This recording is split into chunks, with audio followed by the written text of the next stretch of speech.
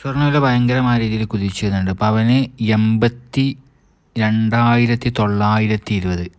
അതിനോട് കൂടി വീണ്ടും ഒരു 2,000 രൂപയൊക്കെ കൂടിയേക്കാവുന്ന അവസ്ഥയിൽ ഗോൾഡ് ഉയർന്നിട്ടുണ്ടായിരുന്നു. $3,758 വരെയൊക്കെ പോയിട്ടുണ്ടായിരുന്നു. പക്ഷേ ഇപ്പോൾ അതില്ല. ഇപ്പോൾ ഒരു ഗോൾഡ് എന്ന് പറഞ്ഞു കഴിഞ്ഞാൽ ഒരു 1,000 രൂപ മാത്രം കൂടിയേക്കാവുന്ന അവസ്ഥയാണ് ഇപ്പോൾ ഉള്ളത്. ഇപ്പോൾ അവസാനത്തെ കുറച്ച് മിനിറ്റുകളിലായിട്ട് മണിക്കൂറുകൾ എന്ന് പറയാൻ പറ്റില്ല, 5 മിനിറ്റുകൾ അരമണിക്കൂറുകളായിട്ട് വലിയ രീതിയിൽ ഇങ്ങോട്ട് ഇടിഞ്ഞതാണ് ഗോൾഡ്. അതുകൊണ്ട് 1,000 രൂപ മാത്രം കൂടിയേക്കാവുന്ന അവസ്ഥയുള്ളത്. ഇന്ന് പാവലിൻ്റെ സംസാരം വരുന്നുണ്ട്.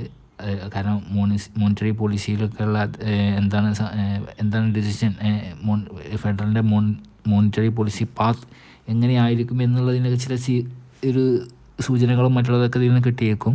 പിന്നെ ഒരു ഡോവിഷ് സ്റ്റാൻഡ് ഇനിയും എടുക്കുക എന്നുള്ളതാണ്. ആൾറെഡി റേറ്റ് കട്ട് നടത്തിയിട്ടുണ്ട്. അപ്പോൾ ഇനിയും ഈസിങ് മോണിറ്ററി പോളിസി എന്നുള്ളൊരു ഇൻട്രസ്റ്റ് റേറ്റ് കുറക്കാനുള്ള, അല്ലെങ്കിൽ ഇനിയും ഈ വർഷം തന്നെ കുറക്കാനുള്ള ഇതൊക്കെ ഉണ്ടോ എന്നുള്ളത്. പിന്നെ ഫ്രൈഡേ പേഴ്സണൽ കൺസംഷൻ എക്സ്പെൻഡിച്ചർ ഡാറ്റയും കൂടി വരാനുണ്ട്. അത് രണ്ടും ഈ ആഴ്ചയിൽ വളരെയധികം നിർണായകമാണ് ഗോൾഡിനെ സംബന്ധിച്ച്. എന്തായാലും വലിയ രീതിയിലുള്ള ഒരു ഭയങ്കര ഡിമാൻഡാണ് ഇപ്പോൾ ഉള്ളത്. അതിന് പ്രത്യേക കാരണം എന്ന് വെച്ച് കഴിഞ്ഞാൽ ജിയോ പൊളിറ്റിക്കൽ ടെൻഷൻ, റഷ്യ പുതിയ സ്ഥലങ്ങൾ പിടിച്ചെടുത്തു എന്നുള്ള അവകാശവാദമുണ്ട്. മിഡിൽ ഈസ്റ്റിലും ഉള്ള ഓരോ പുതിയ പൊളിറ്റിക്കലായിട്ടുള്ള ജിയോ പൊളിറ്റിക്കൽ ഇഷ്യൂസും, പിന്നെ അവിടെ നടക്കുന്ന വേറെയും ജിയോ പൊളിറ്റിക്കൽ ഇഷ്യൂ എന്ന് മാത്രം നമുക്ക് പറയാൻ വയ്യ. അവിടെ ഒരുപാട് നിരപരാധികൾ വളരെയധികം കഷ്ടപ്പെട്ടും കൊല്ലപ്പെട്ടും നിൽക്കുന്നുണ്ട്. അത് നമുക്കൊരിക്കലും വെറും ജിയോ പൊളിറ്റിക്കൽ ടെൻഷൻ എന്ന് പറഞ്ഞ് മാത്രം പറയാൻ വയ്യ. അത്രമാത്രം വലിയൊരു ബുദ്ധിമുട്ടിലാണ് ഗാസയിലുള്ള ജനങ്ങൾ.